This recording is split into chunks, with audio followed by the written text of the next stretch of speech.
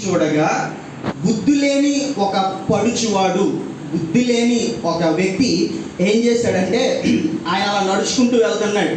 ఎటు నడుచుకుంటూ వెళ్తున్నాడు అంటే జారస్త్రీ ఇంటి వైపుగా నడుచుకుంటూ వెళ్తున్నాడు.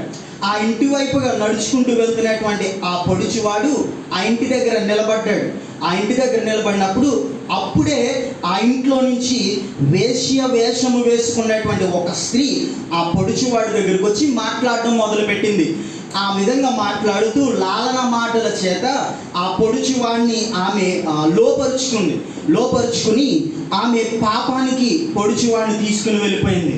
ఈ విధంగా ఈ యొక్క అధ్యాయం ఉంటుంది. అయితే అధ్యాయం స్టార్టింగ్లో ఏమని రాయబడిందంటే, నా కుమారుడా, నా మాటలను గనక నీవు మనస్సున ఉంచుకుంటే, నా మాటలను గనక నీ హృదయములో ఉంచుకుంటే, నా మాటలను గనక నీ యొక్క కంఠభూషణములుగా ధరించుకుంటే, నీవు జారస్త్రీ రాకలకు లేకపోతే జారస్త్రీ యొక్క మార్గానికి వెళ్ళకుండా అవి నిన్ను రక్షిస్తాయి అని గ్రంథంలో ఆ యొక్క 7వ అధ్యాయంలో స్టార్ట్ అయితే చివరి వచనాలకు వచ్చేసరికి ఏమని ముగిస్తాడో తెలుసా? ఆయన మరణంలోనికి నడుచుకుంటూ వెళ్ళిపోయాడు అని ముగించాడు. ఆయన జీవితం పాపంలోనికి నడుచుకుంటూ వెళ్ళిపోయింది అని ముగించాడు. ఈ యొక్క అధ్యాయాన్ని నేను ధ్యానం చేసినప్పుడు నాకు చాలా విపరీతమైనటువంటి భయం. ఒక పక్క దేవుణ్ణి నేను సాటిస్ఫై చేయగలనా లేదా, ఒకవేళ దేవుణ్ణి సాటిస్ఫై చేస్తే ఇక్కడున్న మీలో చాలామందికి నా మీద భయంకరమైన కోపం వస్తుంది. దేవుణ్ణి కనుక నేను సాటిస్ఫై చేసేలాగా ఈరోజు మాట్లాడితే ఈ విధమైనటువంటి సంఘర్షణ మధ్యలో నేను చాలాసేపు స్ట్రగుల్ అయ్యి ప్రార్థనా పూర్వకంగా సిద్ధపరిచినటువంటి వర్తమానం ఇది. ఒకవేళ ఇక్కడ కూర్చునేటువంటి మీలో ఎవరైనా సరే హృదయపూర్వకంగా కనుక ఈ మాటలు వినటానికి ఇష్టపడితే, అంగీకరించడానికి ఇష్టపడితే, దేవుని మహాకృపను బట్టి చెప్తున్నా, ఒకవేళ మీరు రక్షణ పొందకపోతే రక్షణలోనికి వస్తారు, బాప్తిసం తీసుకోకపోతే రేపు ఆదివారం మీరు బాప్తిసం తీసుకుంటారు. వర్తమానము దేవుని యొక్క మాటలు అంగీకారంగా మనము తీసుకోగలిగితే అందులో ఏమాత్రం అనుమానం లేదు. అయితే ఈ అధ్యాయంలో నాకు క్యారెక్టర్స్ కనిపించాయి. ఒక క్యారెక్టర్ సొలొమోను కిటికీలోంచి చూస్తున్నాడు. మొదటి క్యారెక్టర్ సొలొమోన్. రెండవ క్యారెక్టర్ బుద్ధి లేని పడుచువాడు. మూడవ క్యారెక్టర్ వేశ్య వేషము ధరించిన ఒక స్త్రీ. ఇది మూడవ క్యారెక్టర్. నాలుగవ క్యారెక్టర్ ఎవరో తెలుసా? పురుషుడు ఎంట లేడు. ఇంటి దగ్గర లేని పురుషుడు, కిటికీలోంచి చూస్తున్న సొలొమోను, వేశ్య వేషము ధరించిన స్త్రీ, బుద్ధి లేని పడుచువాడు. ఈ నలుగురి యొక్క మధ్య ఉన్నటువంటి సంభాషణే 7వ అధ్యాయం. అయితే ఈ రాత్రి నా యొక్క తపన ఏంటనంటే, పొడుచువాడు అనగానే ఇక్కడ ఉన్నటువంటి కొంతమంది జీవితాలు గుర్తొస్తాయి. అయితే మీలో కొంతమంది మేము పొడిచి వాళ్ళం కాదు, మేము పెద్దలం, మేము స్త్రీలం, మేము స్త్రీల సమాజం అనేటువంటి భావంలో కూడా ఉంటారు. నేను ఈరోజు ప్రతి ఒక్కరి హృదయాలను తాకాలనుకుంటున్నా. ప్రతి ఒక్కరి హృదయాలను సూటిగా మాట్లాడి ఇక్కడి నుంచి బయటకు వెళ్దాం అనుకుంటున్నా. ఆ విధంగా సిద్ధపడిన వారు దేవునికి మీ హృదయాన్ని అర్పించుకోవడానికి సిద్ధంగా ఉండండి. చివరిలో చిన్న ప్రార్థన చేస్తాను. ఆ సమయంలో మీ హృదయాన్ని ఒప్పుకొని దేవునికి సమర్పించుకోవడానికి ప్రయత్నం చేయండి. 7వ అధ్యాయంలో ఈ పొడుచువాడిని ప్రాముఖ్యంగా తీసుకుని సంఘానికి దాన్ని అప్లై చేద్దాం అని అనుకుంటున్నాను. కాబట్టి ఆలోచన చేయండి. దేవుడు ఈ రాత్రి ఎవరి కోసం ఈ వర్తమానాన్ని సిద్ధపరిచాడో నాకు తెలియదు. కాబట్టి ఎవ్వరు కూడా అనాలోచనతో ఉండొద్దు. నేను ఇన్నిసార్లు ఎందుకు చెప్తున్నానంటే, ఈ యొక్క వాక్య భాగాన్ని సిద్ధపరుచుకున్నప్పుడు నా హృదయంలో పరిశుద్ధాత్ముడు పెట్టిన ప్రేరేపణ అలాంటిది. ఈ వాక్య భాగాన్ని సిద్ధపరుచుకున్నప్పుడు పరిశుద్ధాత్ముడు నాలో రేకెత్తించినటువంటి ఆలోచనలు అలాంటివి. కాబట్టి ఎవరు కూడా అనాలోచనతో ఉండదు. చాలా సీరియస్గా వాక్యాన్ని ఆలోచన చేద్దాం. ఈ పొడుచువాడి గురించి మనం ఆలోచన చేసినప్పుడు 7వ అధ్యాయము 8వ వచనం చదువుదాం. చూడండి, 7వ అధ్యాయము 8వ వచనం.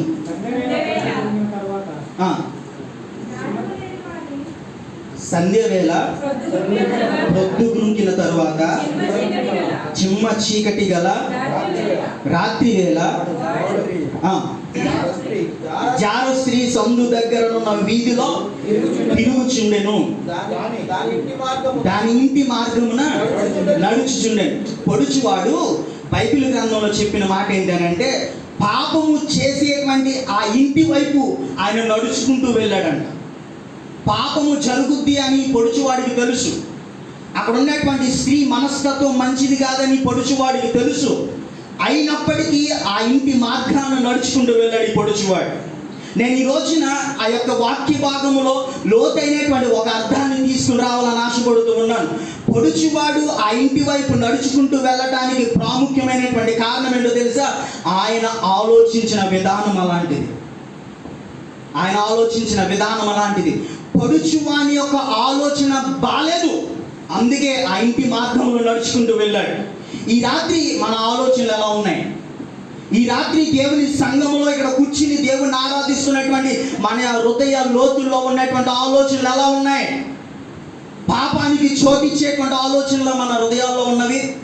కొంతమంది యవనస్తులను కనుక ఇక్కడ ఎలా మాట్లాడుతున్నారు, కానీ ఒకవేళ యవనస్తుల మధ్యలో కూర్చుని ఫ్రెండ్లీగా మాట్లాడితే వారు చెప్పేటువంటి మాటలు వింటే అర్థమవుతుంది వాళ్ళ ఆలోచనలు ఎలా ఉన్నాయో. నిజమా కదా? వారి యొక్క ఆలోచనల దృష్ట్యా చాలా విపరీతమైనటువంటి తారస్థాయికి వెళ్ళిపోయింది. ఈ ప్రపంచంలో, ఈ ఆధునిక ప్రపంచంలో చిన్న పిల్లల మీద అలాంటి అగత్యాలు జరుగుతున్నాయి అంటే కారణం మన ఆలోచనలు మారిపోయాయి. మన ఆలోచనలు మారిపోయాయి. చూడాల్సిన విధానంలో చూడాల్సిన వ్యక్తిని చూడలేకపోతున్నాం మనం. ఆపోజిట్ జెండర్ కలిగినటువంటి వ్యక్తిని దేవుని యొక్క స్వరూపంలో చూడటం ఎప్పుడో మానేసాం. ఆలోచనలు మారిపోయిన యవనస్తుల్లో, ఆలోచనలు మారిపోయిన పెద్దల్లో, ఆలోచనలు మారిపోయిన స్త్రీల సమాజంలో, ఆలోచనలు మారిపోయిన సంఘంలో. ఈ రోజున నేను ఇంత గట్టిగా మాట్లాడాల్సినటువంటి పరిస్థితి ఎందుకు వచ్చిందంటే మన హృదయ ఆలోచనలు దేవునికి ఇష్టానుసారంగా లేవు. పడుచువాడు ఆ ఇంటి వైపు వెళ్ళటానికి ప్రాముఖ్యమైనటువంటి కారణం ఏంటంటే ఆయన ఆలోచనలు వేరు. ఆయన హృదయ లోతుల్లో ఆలోచించినటువంటి ఆలోచనలు ఆయన జీవితంలో కనపరచడానికి ఇష్టపడ్డాడు. మీరు అనుకోవచ్చు, లేదండి మేము చాలా భక్తిపరులు, అందుకే మందిరంలో వచ్చి కూర్చున్నాం, మేము చాలా నీతిమంతులం, అందుకే మందిరంలో వచ్చి కూర్చున్నాం అని అంటే, మీకు విషయం చెప్పనా, కొంతమంది యవనస్తులు మందిరాన్ని కూడా ఉపయోగించుకుంటున్నారు. నేను ఈరోజు పలానా కలర్ డ్రెస్ వేసుకొస్తా, నువ్వేం వేసుకొస్తావు అన్నారా? ఆలోచనల రీత్యా మన ఆలోచనలు ఎంత దూరం వెళ్ళిపోయి ఆలోచన చేయండి. మీ ఈస్ట్ గోదావరిలో లవర్ స్పాట్ ఏదో నాకు తెలియదు, కానీ మా వెస్ట్ గోదావరిలో అయితే లవర్ స్పాట్ ఏదో తెలుసా? చెప్తారా ఎవరన్నా? ఒడ్డుగూడెం ప్రార్థన మందిరం. ఒడ్డుగూడెం ప్రార్థన మందిరం. ఈవిడ ఇక్కడ భక్తి పరురాల్లాగా ఇంట్లో చెప్పి వెళ్ళిపోద్ది. ఆయన అక్కడ భక్తి పరులాగా నేను 7 వారాలు నడుచుకుంటూ వచ్చేస్తానని మొక్కుకున్నాను అంటాడు. అక్కడికి వెళ్ళి వేసే పిచ్చి పిచ్చి ఆశలు దేవునికి మహిమకరమా? దేవుడు మన సంఘంలో ఉంటే ప్రార్థన ఆలకించడా? ఒడ్డుగూడు వెళ్తేనే ఆలకిస్తాడా? సంఘంలో ఉన్న ప్రతి ఒక్కరి ఆలోచన దేవుని మహిమార్థమై ఉండాలి. దేవుని నామానికి అపకీర్తి తీసుకొచ్చేలాగా ఎవరి ఆలోచన ఉండకూడదు. ఆలోచనలు మారిపోతే ప్రవర్తన సరిగ్గా ఉంటుందండి? ఉండదు. ఎక్కడ ఉంటుంది ఆలోచన మారిపోయినప్పుడు? కాబట్టి మొట్టమొదటిగా ఈ పొడుచువాని యొక్క ఆలోచన మారిపోయింది, అందుకే ఆ పాపపు ప్రదేశానికి వెళ్ళడానికి ఇష్టపడ్డాడు. రెండవ పని ఏం చేశాడో చూద్దాం. చూడండి, అదే అధ్యాయంలో 10వ వచనం చూద్దాం. అంతటా వేశ్యావేషము వేసుకొనిన వాణిని ఎదుర్కొని వచ్చే విషయం ఏంటంటే, ఈ పొడుచువాడు నడుచుకుంటూ వెళ్తున్నాడండి. ఎందుకు వెళ్తున్నాడో పొడుచువాడికి తెలుసు. ఆల్రెడీ చెప్పాను, ఆలోచనలు మారిపోయినాయి కాబట్టి. వెళ్ళినప్పుడు వేశ్యావేషము ధరించినటువంటి ఒక స్త్రీ ఆయన ఎదుర్కోవడానికి వచ్చింది. ఆధునిక భాషలో చెప్పాలంటే ఆ వేశ్య చక్కగా పులిహోర కలుపుతుంది. ఎంత బాగా కలుపుతుందో ఒకసారి చూడండి. 15వ వచనం. కాబట్టి నేను నిన్ను కలుసుకొనవలెనని రాగా, నిన్ను ఎదుర్కొనవలని బయలుదేరగా నీవే కనబడితే, అదే నీ కోసమే వస్తున్నా అని లాలనా మాటలు హ్యాపీగా చెప్తుంది. అద్భుతంగా లాలిస్తుంది. అద్భుతంగా ఆ యొక్క పాపానికి అతన్ని ప్రేరేపించడానికి ప్రయత్నం చేస్తుంది. ఈ యొక్క మాటతో దేవుడు నాకు బయలుపరిచినటువంటి విషయం ఏంటంటే, మొదటిగా యవనస్తుని యొక్క ఆలోచనలు మారిపోయాయి, అందుకే ఆ ప్రదేశానికి వెళ్ళాడు. రెండవదిగా యవనస్తుని యొక్క నిర్ణయం బాలేదు. అక్కడ ఆగాల్సిన పని లేదు, ఆమెతో మాట్లాడాల్సిన పని లేదు.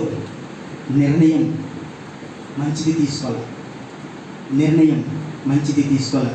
మీరు నమ్ముతారో లేదో నాకు తెలియదు, కానీ దేవుని సన్నిధానంలో ఈ ఆధునిక ప్రపంచంలో, భూ ప్రపంచంలో ఒక వ్యక్తి మరి భయంకరమైనటువంటి పేద స్థితిలో పుట్టిన అతను తీసుకునే నిర్ణయాలను బట్టి అద్భుతంగా చనిపోయేలోపు ధనవంతుడైపోవచ్చు. ఒక ధనమున్న ఇంట్లో పుట్టిన వారు తీసుకున్నటువంటి చెడ్డ నిర్ణయాలను బట్టి జీవితాంతానికి మొత్తం ఆస్తి అంతా కోల్పోయి బేకారుడైపోవచ్చు. నేను ఈ మాట మీకు ఎందుకు చెప్తున్నానంటే, మనం ఎలా పుట్టినా కానీ మనం తీసుకున్న నిర్ణయం మన భవిష్యత్తును డిసైడ్ చేస్తుంది. ఈ యవనస్తుడు తీసుకున్న నిర్ణయం సరైనది కాదు. ఈ రోజున ఇక్కడ కూర్చున్నటువంటి యవనస్తులు, మీరు తీసుకున్న నిర్ణయాలు ఎలా ఉన్నాయి? ఎలా ఉన్నాయి? ఎలా ఉన్నాయి? సంఘముగా నేను మిమ్మల్ని అడుగుతున్నా, మీరు తీసుకున్నటువంటి నిర్ణయాలు ఎలా ఉన్నాయి? దేవుని సన్నిధానంలో దేవునికి అంగీకార యోగ్యమైనటువంటి నిర్ణయాలు మీరు తీసుకుంటున్నారా? దేవుడు మనల్ని అంగీకరించేటువంటి నిర్ణయాలను మనము అంగీకరించడానికి ఇష్టపడుతున్నామా? యవనస్తుడు తీసుకున్నటువంటి నిర్ణయం సరైనదిగా లేదండి. ఇక్కడ కూర్చున్నటువంటి యవన చెల్లెళ్ళు, తమ్ముళ్ళు, యవనస్తులు, స్త్రీలు, సంఘము పెద్దలు ఒక్కటే మాట చెప్పగలను, ఈరోజు మీరు తీసుకునే నిర్ణయమే రేపటి మీ భవిష్యత్తును డిసైడ్ చేస్తుంది. అది ఏ నిర్ణయమైనా అవ్వచ్చు, ఏ నిర్ణయమైనా అవ్వచ్చు.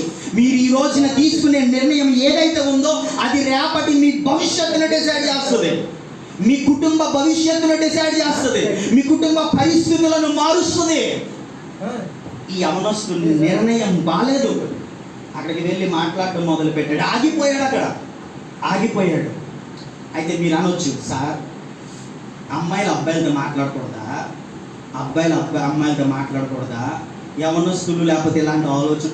నేను మాటలకు వ్యతిరేకని కాదు, మనం ఎవరితో మాట్లాడుతున్నాం అన్నది ఇంపార్టెంట్ కాదు, ఏ ఉద్దేశంతో మాట్లాడుతున్నాం అన్నది ఇంపార్టెంట్. యేసయ్య సమరయ స్త్రీతో మాట్లాడాడు, ఆయన ఉద్దేశం మాత్రం ఆమెను రక్షించడానికి.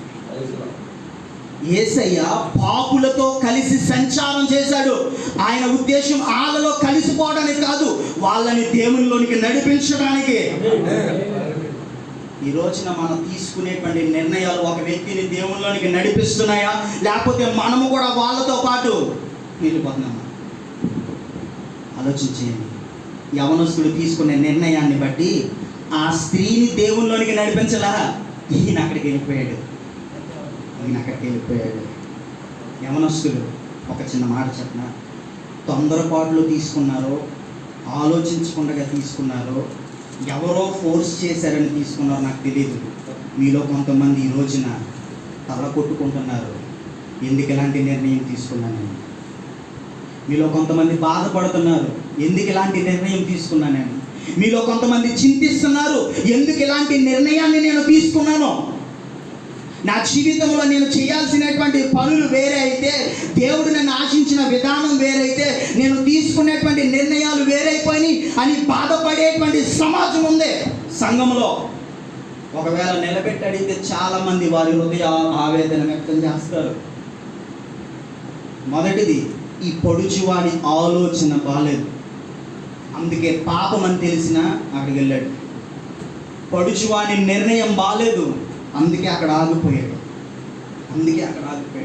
మూడో మాట చూడండి, 13వ వచనం. ముద్దు పెట్టుకొని సిగ్గుమాలిన ముఖం పెట్టుకొని ఇట్లా నేను నేడు నా మొక్కుబళ్ళు చెల్లించి ఉన్నాను, కాబట్టి రాగా నిన్ను ఎదుర్కొనవలెనని బయలుదేరగా నీవే కనబడుతుంది. మాట్లాడుతున్నాడు. మొదటిది, ఆలోచన బాగాలేదు, వెళ్ళకూడదని తెలిసినా వెళ్ళాడు.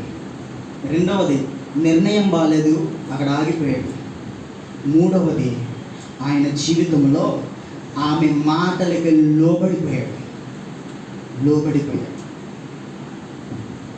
అన్వాంటెడ్ పర్సన్స్తో చాట్ చేయడం మీ జీవితానికి భయంకరమైన పరిస్థితిని తీసుకొస్తుంది.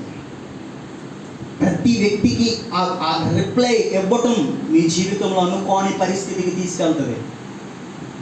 ఈమె ఈ పొడుచువాడు మాట్లాడుతున్నాడు, సంభాషణ, కాన్వర్జేషన్. మన కాన్వర్జేషన్ ఎవరితో ఉండాలి, ఎంతవరకు ఉండాలి, ఏ మాటలు ఉండాలన్నది చాలా ప్రాముఖ్యం క్రైస్తవులకి. దేవుణ్ణి నమ్మిన యవనస్తురాలుగా, యవనస్తుడిగా, స్త్రీలుగా, పెద్దలుగా, సంఘముగా మనం ఎవరితో మాట్లాడాలి, ఎంత మాట్లాడాలి, ఏమి మాట్లాడాలి, ఏ ఉద్దేశంతో మాట్లాడాలి, ఇది చాలా ఇంపార్టెంట్. అది ఆలోచన చేయకుండా చాలా సంఘాలు మాటల ద్వారా కూలిపోయిన సంఘాలు లేవా? శిథిలావస్థలోనికి వెళ్ళిపోయిన సంఘాలు లేవా? శిథిలావస్థలోనికి వెళ్ళిపోయినటువంటి యవన జీవితాలు లేవా? ఆయన ఎవరో కూడా నాకు తెలియదండి, ఎప్పుడో 2 నెలల క్రితం రిప్లై ఇచ్చా, ఇప్పుడు నా జీవితం డేంజర్లో ఉందనేటువంటి యవన స్త్రీలు లేరా? మీకు విషయం చెప్పనా? హవ్వ అక్కడ చక్కగా సంగీతం వింటుంది, అద్భుతంగా ఉన్నప్పుడు సాతాను సర్పరూపంలో వచ్చి అడిగాడు, అమ్మా ఈ పండు తినకూడదా? అవును తినకూడదు, దేవుడు చెప్పాడు అని కాన్వర్జేషన్ మొదలెట్టింది, మాట్లాడటం మొదలుపెట్టింది. యాక్చువల్గా సమాధానం చెప్పాల్సిన పనే లేదు అవకాశం. చెప్పా అని గద్దిస్తే పోతాడు సాతాను, కానీ కాన్వర్జేషన్ మొదలెట్టింది. ఆ మాట్లాడటం ఎప్పుడైతే మొదలు పెడతావో నీ మాటలను బట్టి సాతాను నిన్ను లాక్కుంటాడో. నువ్వు ఆ మాటలకి దూరంగా ఉంటే నీ జీవితం సేఫ్. ఈ అబ్బ ఎప్పుడైతే మాట్లాడటం మొదలెట్టిందో, ఒకటి ఇది నిజంగా తినకూడదా, ఇది తింటే దేవతలు అయిపోతారు మీరు, దేవుళ్ళు అయిపోతారు మీరు అని అన్నది. వెంటనే ఆ మాటలకి ఫ్లాట్ అయిపోయింది, తీసుకుని తినేసింది, పాపానికి చోటిచ్చింది. నేను మిమ్మల్ని అడుగుతున్నా, మీ మాటలు ఎంతవరకు ఉన్నాయి, ఎవరితో ఉన్నాయి, ఎలా ఉంటుంది? యవనస్తులనే కాదు, ప్రతి ఒక్కరూ దేవుని అంగీకరించిన వ్యక్తిగా, రక్షణ పొందిన వ్యక్తులుగా, దేవుని సన్నిధానంలో బాప్తిసం తీసుకున్న వ్యక్తిగా, దేవుని రాజ్య వ్యాప్తి కోసం పరితపిస్తున్నటువంటి మా టీంతో కూడా మాట్లాడుతున్నా, మన మాటలు ఒక వ్యక్తిని రక్షిస్తున్నాయా, మనము ఆ మాటలకు లోబడిపోతున్నామా? అది చాలా ఇంపార్టెంట్. ఈ యవనస్తుడి పొడుచువాడు ఆమె మాటలకు లోబడిపోయాడు. ఫస్ట్ ఆఫ్ ఆల్ అసలు మాట్లాడటమే తప్పు. ఎప్పుడైతే మాట్లాడతావో సాతాను నిన్ను లాక్కోవడం మొదలు పెడతాడు, సాతాను నిన్ను దగ్గరికి తీసుకోవడానికి ప్రయత్నం చేయడానికి ప్రారంభిస్తాడు. ఒకటి, ఆయన ఆలోచన మారిపోయింది, అందుకనే ఆయన ఆ ప్రదేశానికి వెళ్ళాడు.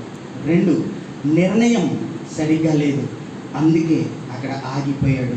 3, ఆయన మాట్లాడాడు, కాన్వర్జేషన్ స్టార్ట్ చేశాడు. ఎప్పుడైతే కాన్వర్జేషన్ స్టార్ట్ చేశాడో ఆయన ఆ మాటలకి లోబడిపోయాడు.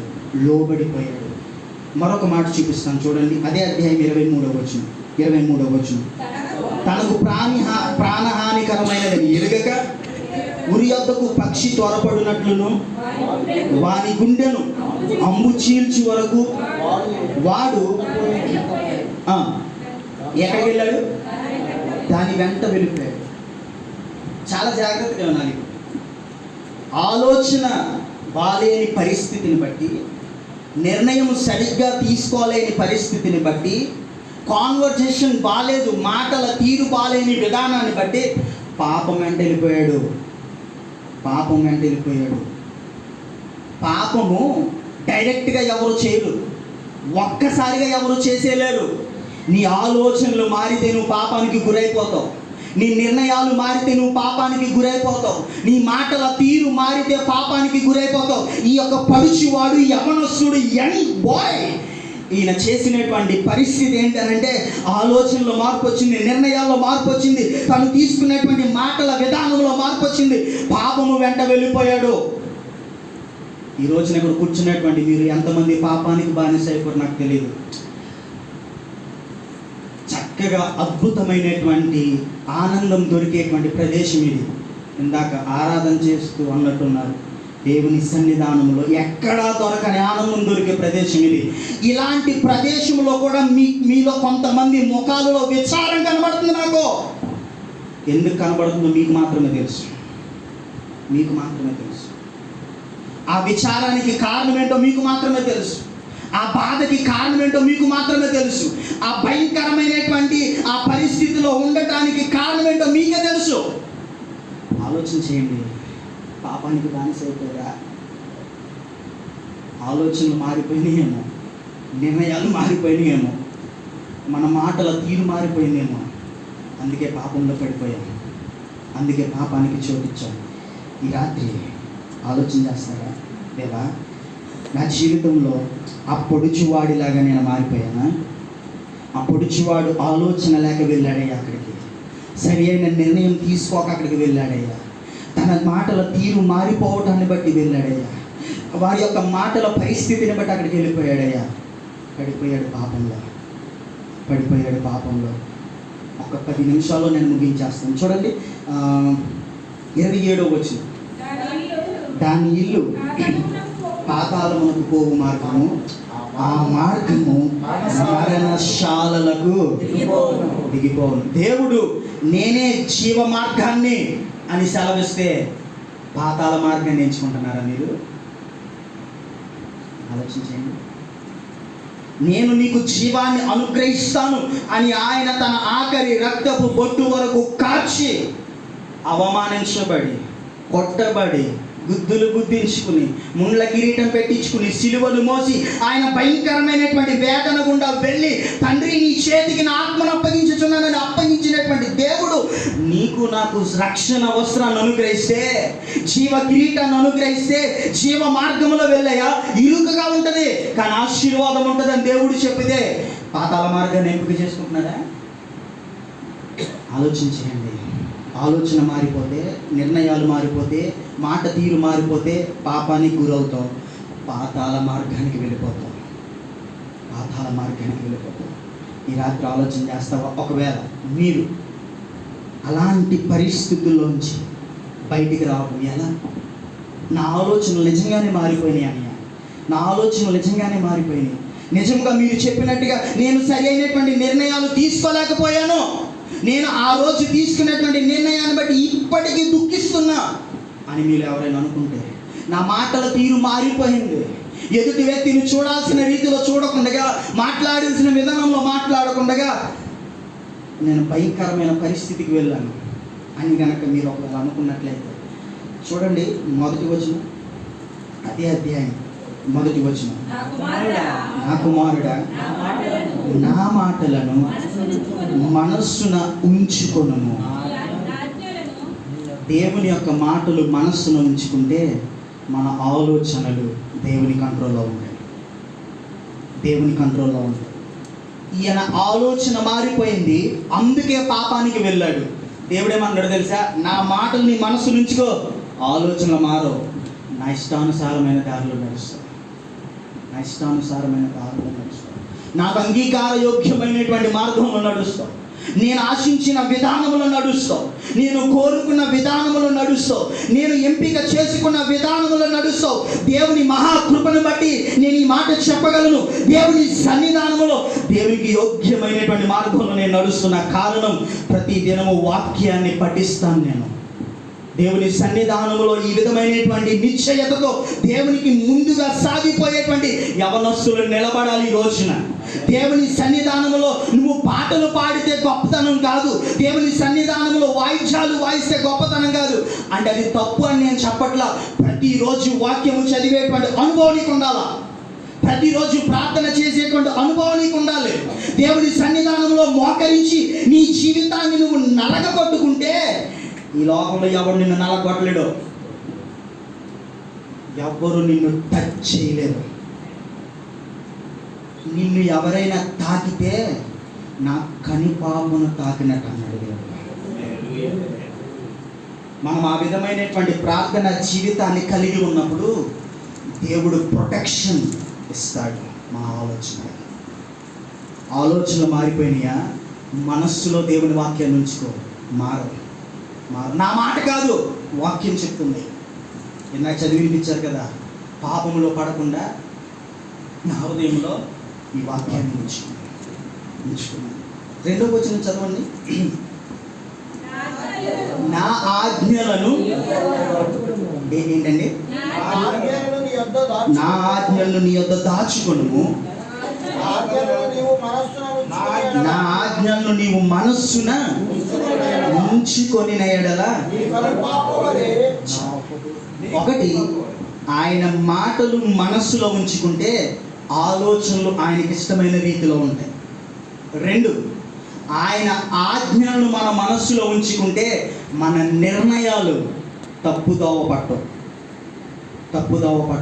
దేవుని ఆజ్ఞలు ప్రతిసారి చెప్పేది ఒకటే, నీ తల్లిదండ్రులను ప్రేమించు, నీ తల్లిదండ్రులను సన్మానించు, పెద్దలను గౌరవించు, తోటి వ్యక్తిని చూడాల్సిన విధానంలో చూడు, దేవుని నామ మహిమార్థమై జీవించు, మందిరములో నీ ప్రవర్తన జాగ్రత్తగా చూసుకో, దేవునికి అంగీకారయోగ్యమైన జీవితాన్ని జీవించు, నిన్ను వాళ్ళని పొరుగు వారిని ప్రేమించు, నేను తప్ప వేరే దేవుడు ఉండకూడదు, నువ్వు ఎవడి సహాయం అడగకూడదు, ప్రతిరోజు మోకరించాల్సిందే. అది దేవుడిచ్చేటువంటి ఆజ్ఞ. పాటిస్తావా? నిర్ణయాలు మారదు. సరి అయిన నిర్ణయాన్ని తీసుకుంటారు. ఆలోచన మారకూడదు, వాక్యం మనసులో ఉండాలి. ఆజ్ఞలు మనసులో ఉంటే నిర్ణయాలు సరి అయినవిగా తీసుకుంటావు. తప్పుడు నిర్ణయాలు తీసుకోవు. జుట్టు పీక్కోవాల్సిన పని లేదు, తర్వాత తల కొట్టుకోవాల్సిన పని లేదు, తర్వాత బాధపడాల్సిన పని లేదు, తర్వాత ఇంత ఆనందంగా నీ పక్కన వ్యక్తి కూర్చుంటే వికారంగా కూర్చోవలసిన పని లేదు. దేవుని సన్నిధానంలో ఆజ్ఞలు పాటించినప్పుడు దేవుని యొక్క మన నిర్ణయాలు దేవునికి ఇష్టానుసారంగా ఉంటాయి. మరొక మాట చూడండి, 4వ వచనం, నేను ముగించబోతున్నాను. జ్ఞానముతో నీవు అక్కవనియు, తెలివితో నీవు నాకు చెలికత్తెవనియు చెప్పుము. జ్ఞానంతో ఏం చేయాలంట? నీవు నా సహోదరివి, తెలివితో నీవు నా చెలికత్తెవి. అంటే వాటితో ఆ విధమైనటువంటి రిలేషన్, జ్ఞానాన్ని కలిగి ఉండాలి, తెలివితేటలు కలిగి ఉండాలి. ప్రతి ఒక్కరూ కూడా ఆ విధమైనటువంటి పరలోకపు జ్ఞానము, పరలోకపు తెలివితేటలు, దేవుడు ఇచ్చేటువంటి జ్ఞానాభివృద్ధిని, దేవుడు ఇచ్చేటువంటి తెలివితేటలు కలిగినటువంటి వ్యక్తి మాట్లాడే తీరు బాగుంటుంది. పొడిచివాడు పాపంలో ఎందుకు పడిపోయాడో తెలుసా? మాట్లాడే తీరు ఆయనకి బాలేదు కాబట్టి. మనం జ్ఞానాన్ని, తెలివితేటలను అభ్యసించుకుంటే, కలిగి ఉంటే మన మాటల తీరు అద్భుతం. ఈ మందిరము పడగొట్టి నూతన మందిరాన్ని కూడా కట్టగలరు మీరు. అనేక మందిని మందిరానికి నడిపించగలరు మీరు. అనేక మందిని ఈ యొక్క మందిరములో మీరు ఒక రోల్ మోడల్గా ఉండి అనేక మందిని ప్రదేశానికి రప్పించగలరు. ఎప్పుడు జరుగుతుందో తెలుసా? దేవుని యొక్క జ్ఞానాన్ని స్వయముగా పొందుకున్నప్పుడు, దేవుడిచ్చినటువంటి తెలివితేటలు నువ్వు అనుగ్రహించబడినప్పుడు నీ జీవితంలో మాటల తీరు బాగుంటుంది. ఒక వ్యక్తిని దేవునిలోనికి నడిపిస్తావు, కానీ నువ్వు బయటికి వెళ్ళవు. మీకు మాట చెప్పిన, బాప్తిసం తీసుకున్నప్పుడు పాస్టర్ గారు అక్కడ ఉన్నటువంటి సంఘస్థులు అప్పుడే అంతకుముందు బాప్తిసం తీసుకుంటారు కదా, వాళ్ళు అనేటువంటి ఒక మాట మీకు ఎవరికైనా గుర్తుందా? బాప్తిసం తీసుకున్న తర్వాత మీరు ముంచుతారా, 3 సార్లు ముంచుతారా, ముందుకు ముంచుతారా, వెనక్కి ముంచుతారా, నీళ్లు చల్లుతారా, నాకు అనవసరం. బాప్తిస్మం అయిన తర్వాత ఆమెను బయటికి తీసుకొచ్చినప్పుడు బట్టలు మార్చుకుని ఆ ప్లేస్కి వెళ్తున్నప్పుడు సంఘస్థులు అనేటువంటి మాట, వెనక్కు చూడ అంటారు. నిజం జరిగేదే కదా, మొహమాట వెనక్కి చూడకు. అంటే దాంట్లో పరమార్థం ఏంటంటే, బాప్తిసం తీసుకున్న నువ్వు జీవితంలో వెనక్కి చూడకూడదు. కానీ ప్రతి క్రైస్తవుడు వెనక్కి చూసేవాడే. ప్రతి క్రైస్తవుడు దేవుని సన్నిధానంలో దేవుడిచ్చినటువంటి గమ్యాన్ని మర్చిపోయి లోకాశల వైపు చూసేవాడే. బైబిల్ చెప్పేటువంటి మాట, నీ విశ్వాసపు పరుగు పందెంలో ఆయన ఇచ్చేటువంటి జీవ కిరీటం కోసం ముందుకు చూస్తూ పరిగెత్తాలి. దేవునికి మహిమ కలుగును గాక. సంఘములు అలాంటి విశ్వాసులు లేపబడుదురు గాక. ఇక్కడ ఉన్నటువంటి యవనస్తులు దేవుని కోసం నిలబడుదురు గాక. రోషము కలిగి దేవుని పరిచర్య చేయుదురుగాక. మనసులో వాక్యం ఉంచుకున్నప్పుడు ఆలోచనలు మారవు, దేవునికి మహిమకరంగా జీవిస్తావు. మనసులో ఆజ్ఞలు ఉంచుకున్నప్పుడు నిర్ణయాలు మారవు, అనేక మందిని దేవుని వైపు నడిపించగలవు. నీవు జ్ఞానాన్ని కలిగినప్పుడు, తెలివితేటలు కలిగినప్పుడు నీ మాటల తీరు అద్భుతంగా ఉంటుంది. అనేక మందిని ప్రదేశానికి నడిపించగలిగిన గొప్ప శక్తిమంతురాలువి, శక్తిమంతుడివి నీవు అవుతావు. దేవునికి మహిమ కలిగిన గాక. చివరిగా నేను ఒక మాట చూపించి ముగిస్తాను. 5వ వచనం. అవి నీవు చార స్త్రీ వద్దకు పోకుండాను లోబడకుండాను నిన్ను కాపాడును. ఆమె దేవునికి మహిమ కలుగును గాక. ఏమంటున్నాడు? అవి చార స్త్రీ వద్దకు పోకుండా, పాపానికి వెళ్ళకుండా కాపాడుతాయి. దేవుడు చెప్పాడు, నువ్వు జ్ఞానాన్ని కలిగి ఉండవయ్యా, నువ్వు నా ఆజ్ఞను పాటించయ్యా, నీ మనసులో నా మాటలు ఉంచుకోవయ్యా, అవి నీ ఆలోచనలు మార్చవు, నీ ఆజ్ఞలను మార్చవు, నీ మాట తీరు మార్చదు అని దేవుడు క్లియర్ అండ్ కట్గా చెప్తే వాటిని పక్కన పెట్టి ఈయన పాపానికి చోటి చెల్లిపోయాడు. ఈ రాత్రి ఇక్కడ కూర్చునేటువంటి మీలో కొంతమందితో దేవుడు మాట్లాడేటువంటి మాట ఏంటో తెలుసా? నీ భవిష్యత్తును నిర్ణయించుకునే దినం ఈరోజు. నీ భవిష్యత్తును డిసైడ్ చేసుకునేటువంటి అమూల్యమైనటువంటి రోజు ఈ రోజు. ఇంతవరకు మీరు ఎలా జీవించారో నాకు అనవసరం, ఇంతవరకు మీరు ఎలా బ్రతికారో నాకు తెలియదు, ఇప్పటి వరకు మీరు ఎలాంటి పాపపు జీవితం నిండిపోయారో, పవిత్ర జీవితంలో ఉన్నారో నాకు తెలియదు. దేవుడు అది ఆశించట్లా. ఇక ముందు నీ భవిష్యత్తు బాగుండాలనంటే నీ మనసులో దేవుని మాటలు ఉండాలి, నీ మనసులో దేవుని ఆజ్ఞలు ఉండాలి, నీకు జ్ఞానాన్ని కలిగి ఉండాలి. అవి నిన్ను పాపంలో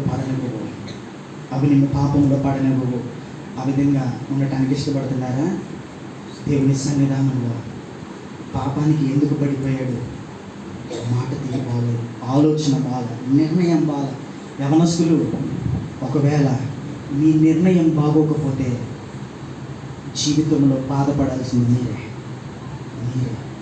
ఒకవేళ ఎవరినైనా అడిగితే చాలాసార్లు బ్రతిమలాడారు, అందుకే నిర్ణయం చేసుకున్నాం.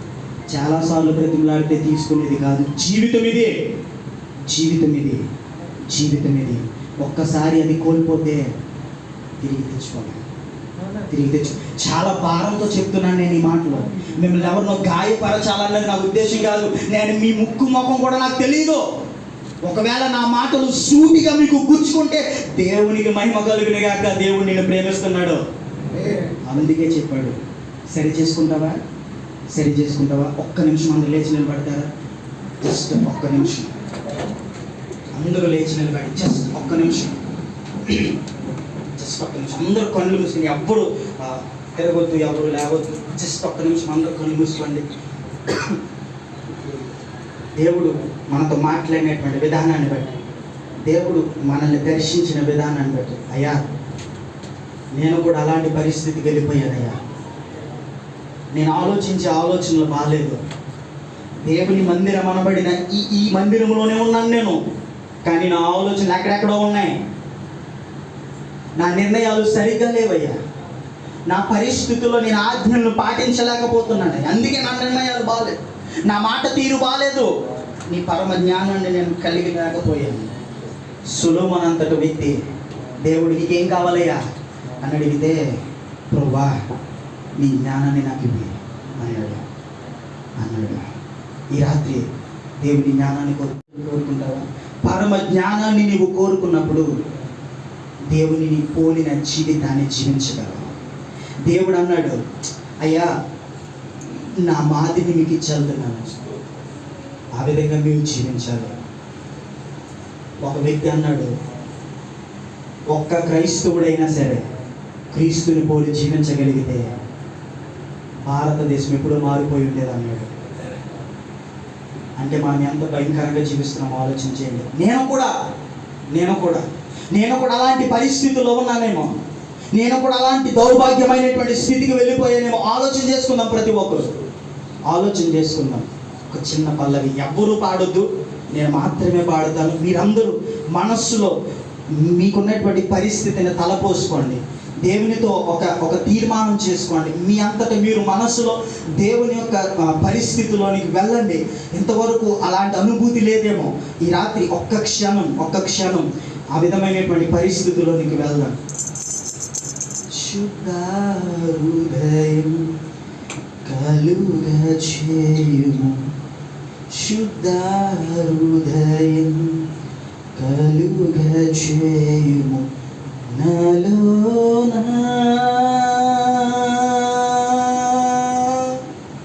నాలోన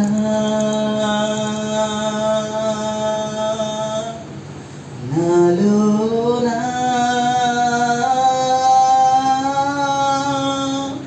నాలోన శుద్ధ హృదయం కలుగ చేయుము, శుద్ధ హృదయం కలుగ చేయుము. నీ వాత్సల్యం నీ బాహుల్యం నీ కృప కనికరము చూపించుము. నీ వాత్సల్యం నీ బాహుల్యం నీ కృప కనికరము చూపించుము. పాపము చేశాను దోషినయున్నాను, పాపము చేశాను దోషినయున్నాను, తెలిసి ఉన్నది నా అతిక్రమమే, తెలిసి ఉన్నది నా పాపములే, తెలిసి ఉన్నవి నా అతిక్రమమే, తెలిసి ఉన్నవి నా పాపములే. నీ సన్నిధిలో నా పాపములే ఒప్పుకొందునయ్యా,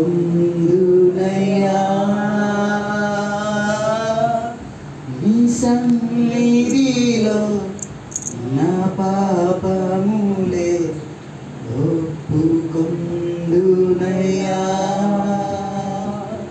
శుద్ధ హృదయం కలుగ చేయుము, శుద్ధ హృదయం కలుగ చేయుము.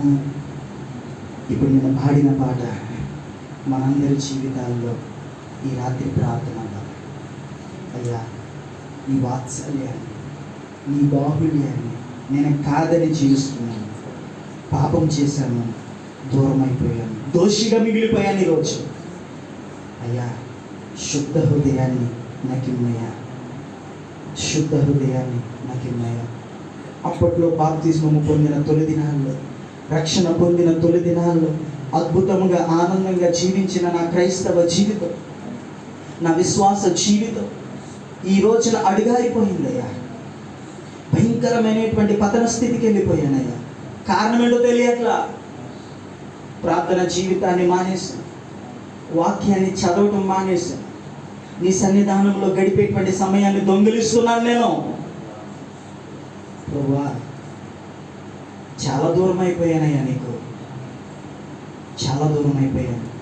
నా ఆలోచనలు మారిపోయినాయి, అందుకేనేమో నా నిర్ణయాలు బాగాలేదయ్యా, అందుకేనేమో నా మాటల తీరు కూడా బాగాలేదు, అందుకేనేమో పాపంలో పడిపోయాను నేను.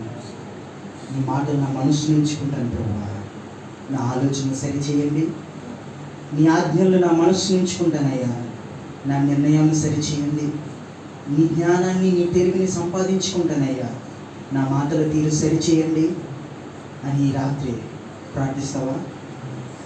దేవుడు నీ నుంచి ఆ విధమైనటువంటి ప్రార్థన జీవితాన్ని కోరుకుంటున్నాడు, ఆ విధమైనటువంటి క్షమాపణ జీవితాన్ని కోరుకుంటున్నాడు, ఆ విధమైనటువంటి ప్రత్యేకమైనటువంటి క్రైస్తవ జీవితం. యవనస్తులు, మీరు బలవంతులు. మీ బలాన్ని దేవునికి అర్పిస్తే, మీ బలాన్ని దేవునికి సమర్పిస్తే, మీ బలాన్ని, మీ అందాన్ని, మీ టాలెంట్ని, మీకున్నటువంటి ఆ యొక్క వరాలను, మీకున్నటువంటి ఆ యొక్క అద్భుతమైనటువంటి అవకాశాలను దేవునికి ఇవ్వగలిగితే వాడుకుంటాడు ఆయన, వాడుకుంటాడు. పగిలిన కుండను తిరిగి నూతన నిర్మాణం చేయగలిగినటువంటి గొప్ప కుమ్మరి ఈ రాత్రి నిన్ను మరలా తిరిగి కట్టడానికి ఇష్టపడుతున్నాడు. తిరిగి నిర్మించడానికి ఇష్టపడుతున్నాడు. మీలో మీరు ప్రార్థన చేసుకోండి. చిన్న ప్రార్థన చేస్తాను.